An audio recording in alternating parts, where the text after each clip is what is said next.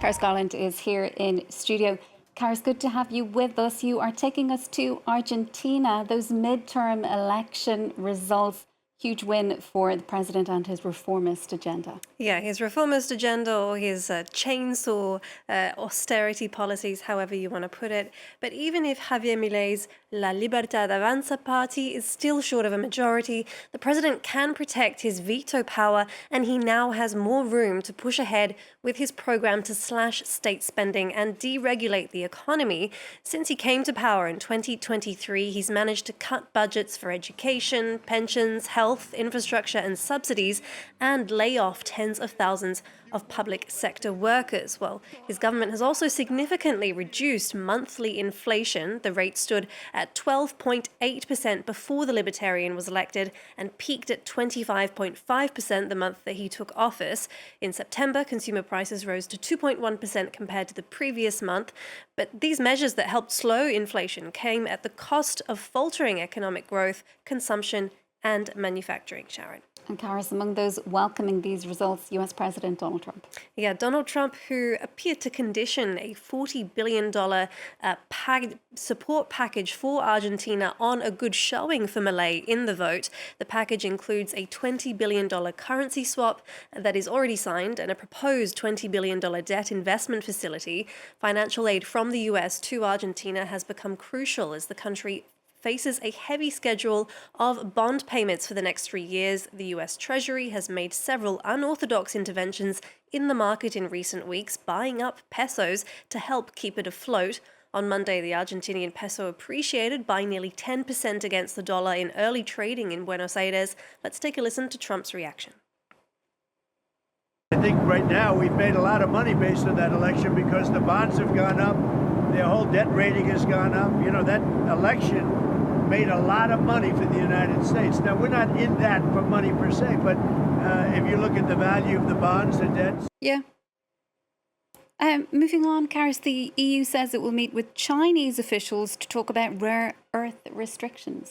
That's right. So the US is hoping that these restrictions will be delayed for them, but it's also a concern for the European Union. This Monday, European Council President Antonio Costa said Brussels would host a Chinese delegation for talks. The meeting is set for Thursday, according to a spokesperson. China announced plans to significantly tighten controls on its exports or rare earths earlier this month, a move that threatens to disrupt Europe's auto industry and green ambitions. But European leaders have warned against confrontation, acknowledging Beijing's minerals for monopoly is, for now at least, unavoidable. Let's take a listen to Costa. We want to have a good trade relations, but in fact, we have some problems that we raise and we need to address, and China knows very well what kind of problems we are facing and what China needs to do to overcome this situation. Finally, in business news, Karis, French lawmakers are debating the thorny issue of health and social spending. Yeah, we know the French government is getting to work on passing a budget for next year. Well, one of the components is financing for the social security system. That system is set to run a deficit of 23 billion euros by the end of this year. To blame is inflation, an aging population, higher pensions due to better careers, and more chronic illnesses. So where will the government save money? Gabrielle Nadler takes a look at the proposals. Amid a looming deficit crisis, a new draft Social Security budget entered France's National Assembly Monday, setting the stage for much debate and revision. If left unaddressed, the Social Security deficit is expected to reach 23 billion euros by the end of 2025 and 30 billion euros in 2026. The government aims to reduce it to 17.5 billion euros next year, an ambitious task with criticism from MPs on the right and left. This budget is fundamentally anti-social services. We won't be able to change it given the votes in the Assembly, but on top of that, it's a patchwork that doesn't satisfy anyone. One measure already receiving pushback is the proposed année blanche, or blank year, during which social benefits, including pensions, would not be adjusted for inflation. The measure is expected to generate 2 billion euros in savings in 2026. But the right-wing Republican Party and the far-right National Rally argue it would exacerbate poverty among retirees.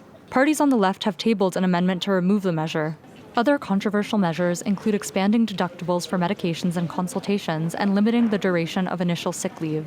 It's not just politicians who are speaking out against the proposed measures. Doctors who are authorized to charge fees above the standard rates are facing an additional tax on these fee overruns, a move they say would be unsustainable given the rising cost of equipment.